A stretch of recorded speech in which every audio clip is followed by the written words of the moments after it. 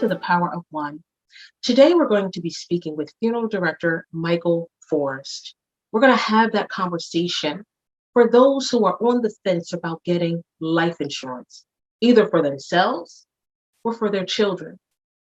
An untimely death of anyone can be very devastating when you have to lay your loved one to rest and you do not have any funds. Welcome to the show, Michael. Michael, Yes. today we're going to have that conversation for those who do not understand what the importance is of having life insurance. As Sure. you know, we met with me being the executive director for Northwest Victim Services, and meeting you has been a blessing to me, and it has been a blessing to other family members who unfortunately lost a loved one to gun violence. And then I called upon you to help that family. What does it mean for a funeral director when you come across families that do not have life insurance, but that want extravagant funerals? Well, first of all, thanks for having me. But it becomes a major challenge only because when you're trying to manage expectations, emotions, and loss, it becomes very difficult. Most people want the best for their loved one. And unfortunately, a lot of people have a tendency to take on this entitlement and subsidy mentality.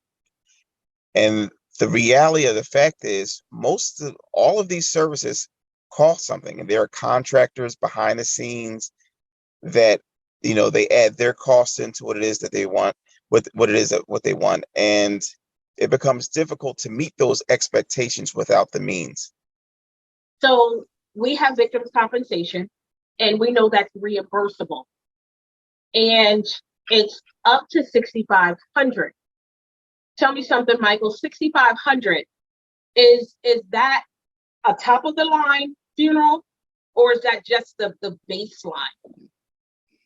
It's practically the baseline, especially if you're talking about burial, because then you're more at the bottom, because most cemeteries nowadays are running on average about $4,000.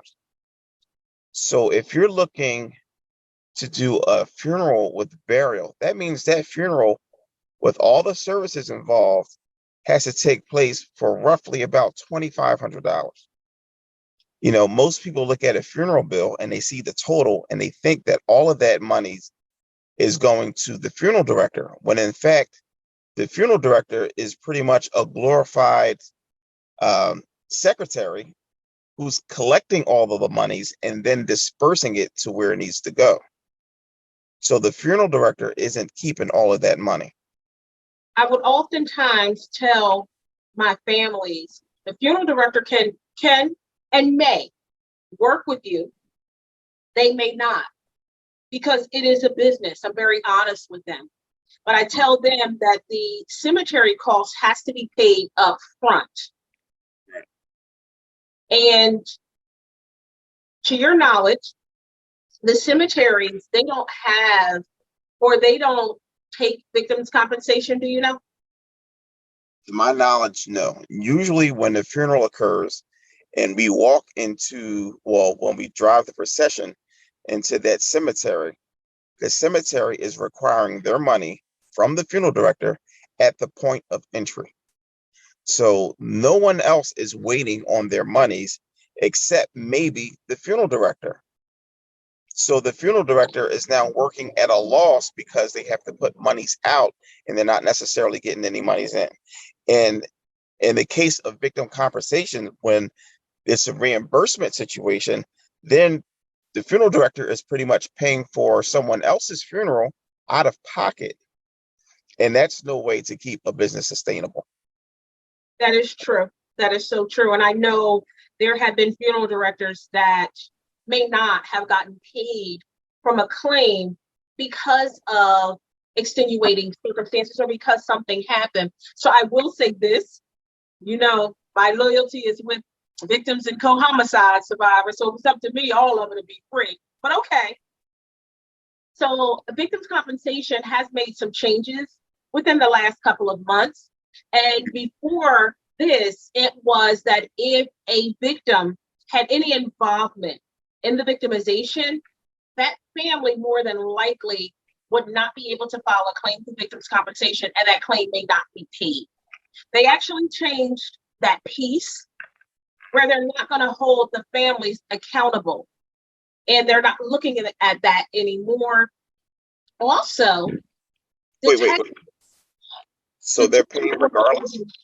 I'm sorry, say that again. So they're paying regardless of the situation now? So if the victim had any involvement in the victimization, that does not mean that that claim will not be paid out. They actually changed that piece. Okay. There was also a piece that I noticed when I was filing claims, based on what that detective put in the report, could also be damaging to the family, whether they were filing that claim to get that funeral reimbursement. Now, let me be clear. I'm not saying anything bad about any homicide detectives in the city of Philadelphia. I think they are all wonderful. They're doing wonderful jobs.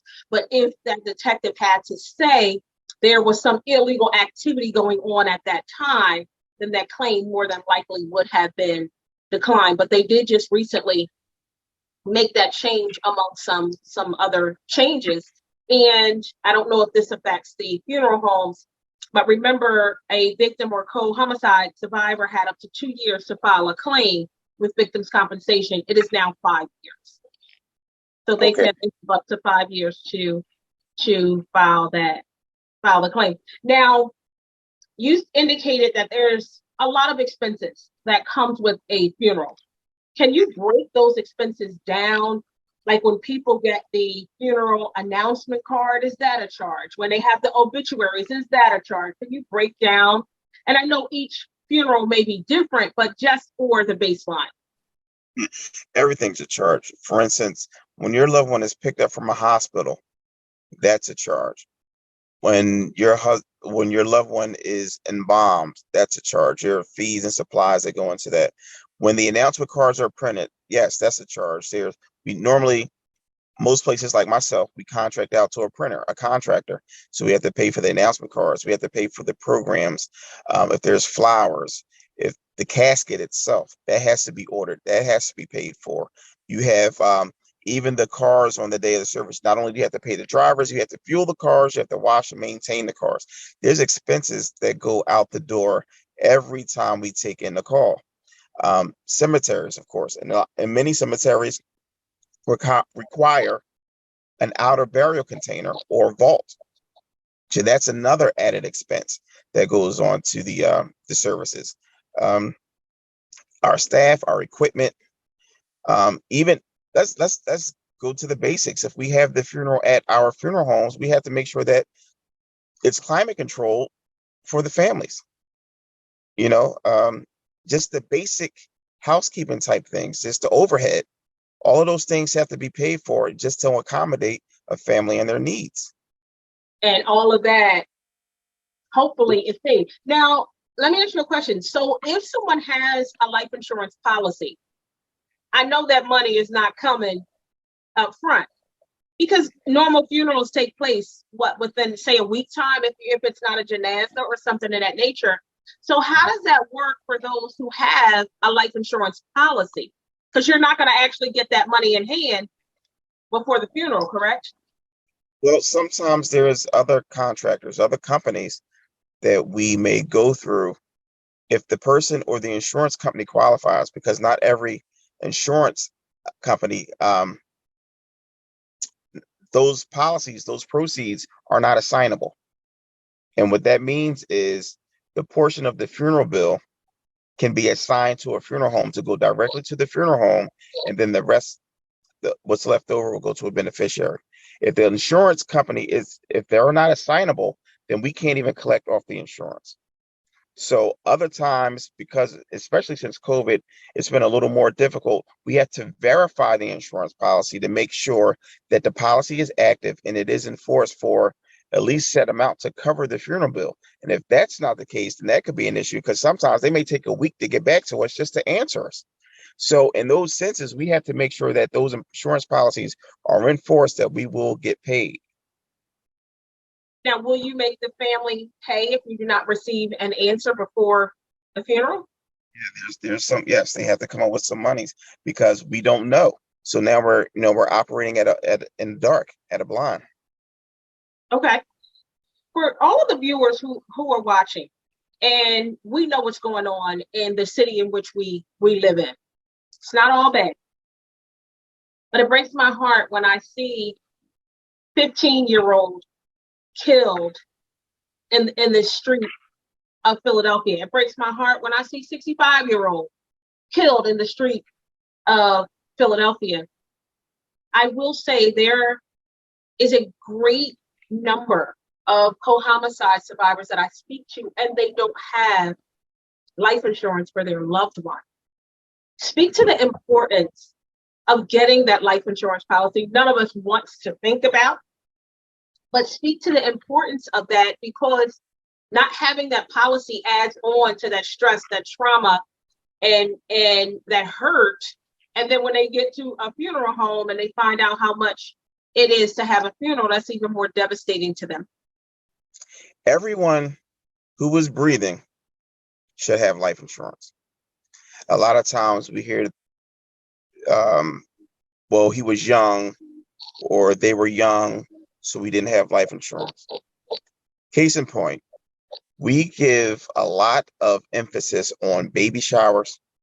We know this child is coming. You buy this child clothes, cribs, X, Y, and Z. Life insurance needs to be on that list. We go buy toys, video games, X, Y, Z. We spend an exorbitant amount of money to make sure that this child is entertained, but we never take the time to ensure this child's life, because life is not guaranteed. We take for granted that it is, but in fact, we know it isn't. That being the case, our children have cell phones, cable TV in their rooms.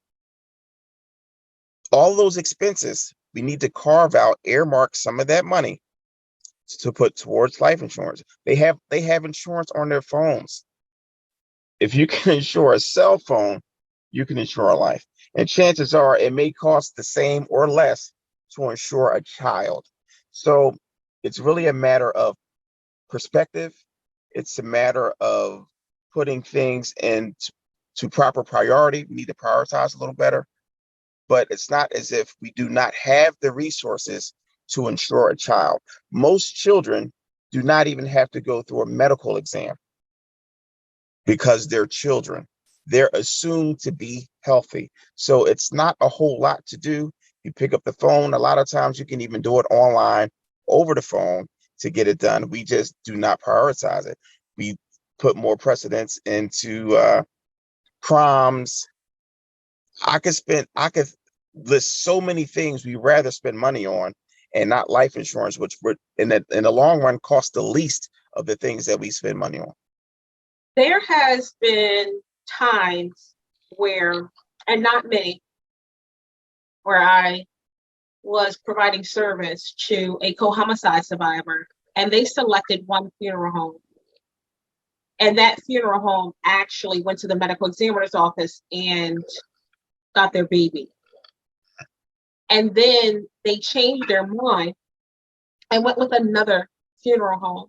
Explain that process, and can a family do that? And is there a charge? Will there be a charge for both funeral homes? Well, if the legal next of kin, the person who is in charge of making the arrangements, the legal person who's making those arrangements, calls the first funeral home, before they move to the next funeral home, they need to make sure that those expenses are satisfied with the first funeral home for whatever they've done. So yes. Do you see that often? It happens enough. It happens enough. And it doesn't necessarily have to be in writing either. That verbal authority to go get your loved one from the correct person that funeral home can charge. Again, like I said before, the charges of a funeral, you have to pay somebody to go get your loved one. So they have to put out monies to go get their love. So from the very beginning, from the first call, from the first move, that funeral home is already putting out monies on your behalf to service your loved one. I've recently received a call for a person, elderly person who is in hospice, has no family. What happens in that situation where there's no family and that person passed away? Or what happens if there's an elderly person and the family says, I don't have any money to bury my loved one? We know about victims' compensation. Are there other resources for families to take advantage of? That's a loaded question.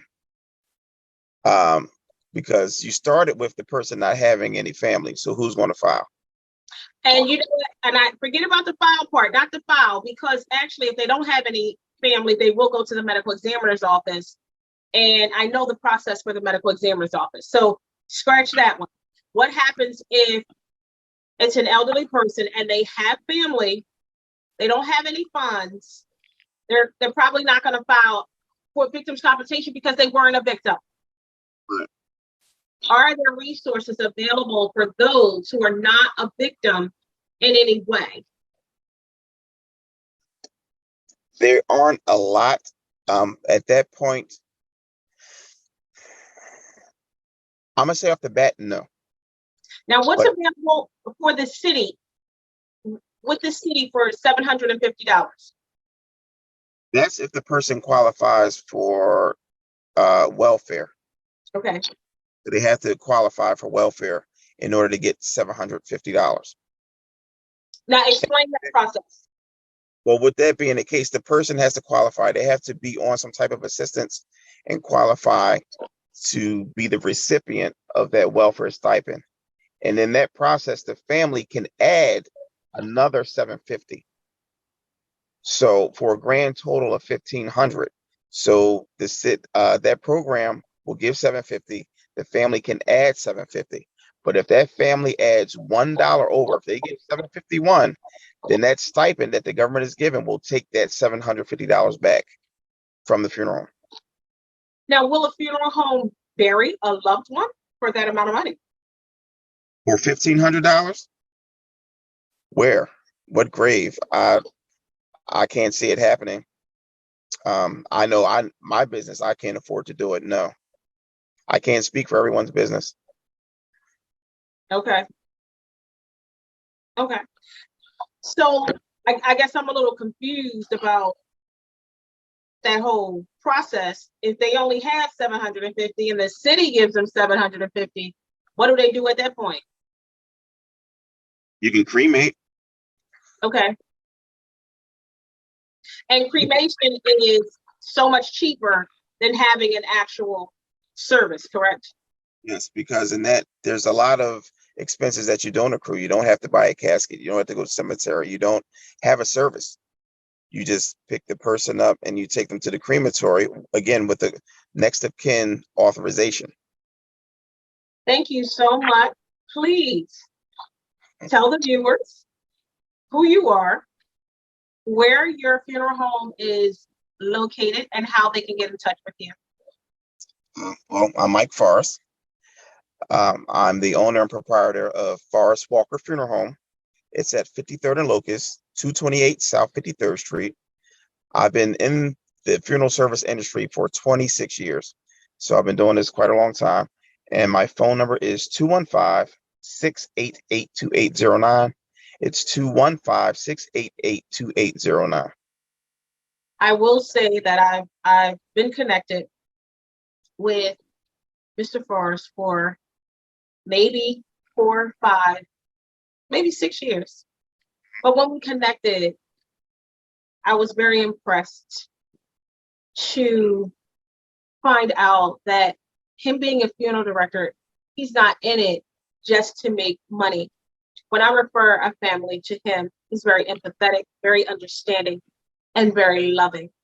So that's what drew me to him, and I would recommend any family who is in need of funeral services to Michael. Michael, thank you so much for joining me today. I appreciate you for having me. Thank you so much for joining me today. Hopefully, something was said where you will go out and seek life insurance for you and your loved one if you do not have it already. You do not want to have to grieve for your loved one and then find money to lay them to rest in a proper way. Peace and love.